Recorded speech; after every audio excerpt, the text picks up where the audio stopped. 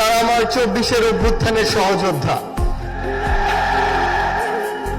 আমরা এই 24-এর অভ্যুত্থানের শুরু থেকেই, যখন এমন অনেকেই রয়েছে, অনেক ব্যক্তি, অনেক গোষ্ঠী, যাদের সাথে আমরা বিভিন্ন প্রয়োজনে যোগাযোগ করতে চেয়েও বা করেও যোগাযোগ করে উঠতে পারিনি, কিন্তু আজকে আমার সামনে আমার যারা সহযোদ্ধারা রয়েছেন তাদেরকে আমরা প্রত্যক্ষ এবং পরোক্ষভাবে পেয়েছি।